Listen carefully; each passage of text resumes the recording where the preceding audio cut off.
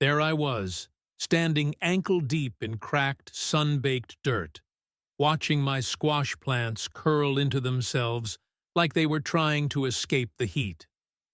My tomatoes looked like they'd just given up on life entirely.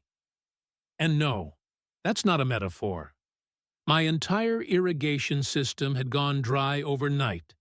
10 years of planning, digging, and perfecting, now hissing empty air.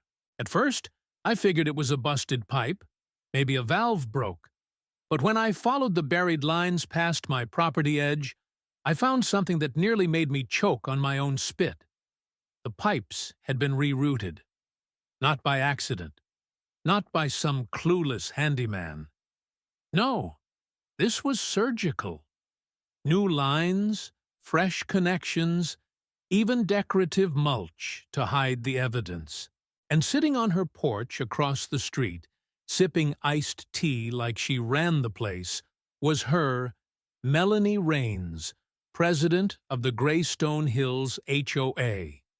Her sprinklers were dancing across a freshly greened lawn like nothing was wrong.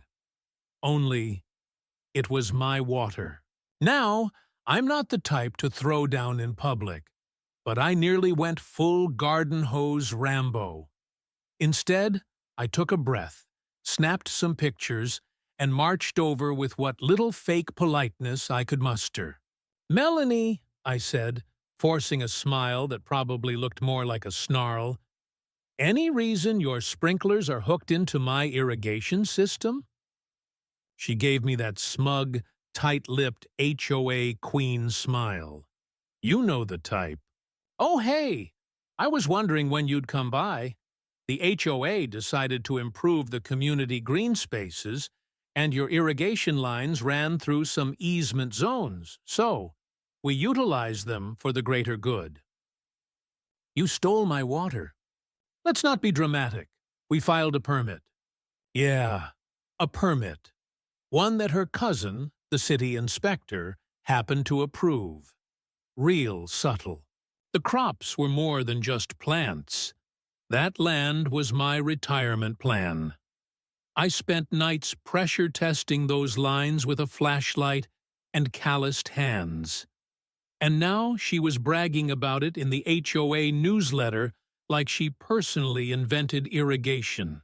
I tried the official route, filed a complaint, got laughed out of the board meeting, called the city, got put on hold long enough to memorize the entire soft jazz hold playlist. Meanwhile, Melanie told the neighbors I had volunteered the system.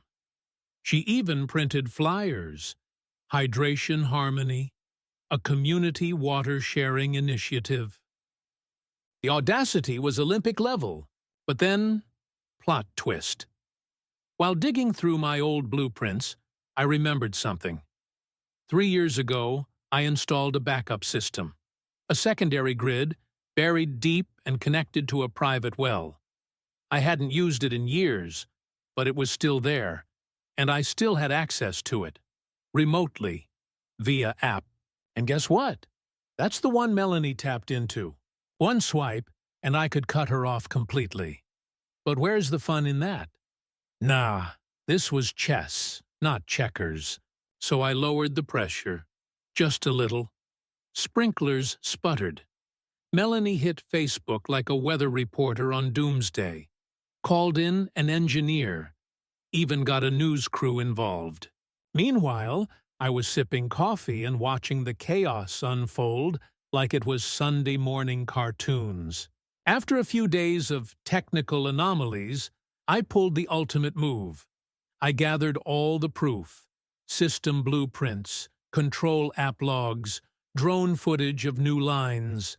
I dropped it in an anonymous email blast to every HOA member and the local news. Boom. Meltdown. Turns out, people don't like being lied to about where their water comes from, especially when it kills their rose bushes. HOA emergency meeting. Public. Heated. A retired engineer named Paul brought my packet and laid it out like an FBI case. Melanie showed up in pearls and a binder big enough to qualify as its own resident. Claimed easement rights, claimed community unity, claimed I sabotaged the system to make her look bad. Then someone pointed out the water system was never part of HOA property and had been privately funded for a decade. A lawyer resident chimed in, "That's utility theft." Melanie's smile cracked. The board suspended her. But I wasn't done. That night, I ran a purge cycle. Not destructive, just messy. Air and sediment surged through her glittery little empire. Brown water, spitting sprinklers, timers reset to midnight. The next morning looked like a garden-themed horror movie. She screamed into her phone while drenched in mud. I sat in my truck with a coffee and didn't even hide my grin. Then came the twist no one saw coming. The board asked me to take over the whole water system, officially, with pay. I said yes, under one condition. I have the right to disconnect any unauthorized hookups. Period. Of course, Melanie tried one more time. Tapped into a public line near the edge of the neighborhood. I caught it. I built in a pressure-triggered alarm system that blasts the line with green biodegradable dye if tampered with. Let's just say her lawn lit up like the Hulk sneezed on it. And yes, someone got it on video. She tried to spin it again on the news. Claimed I was booby-trapping her yard. But the neighborhood was over it. A vote was called. 92% approved her permanent removal from the HOA. No votes, no privileges, no power.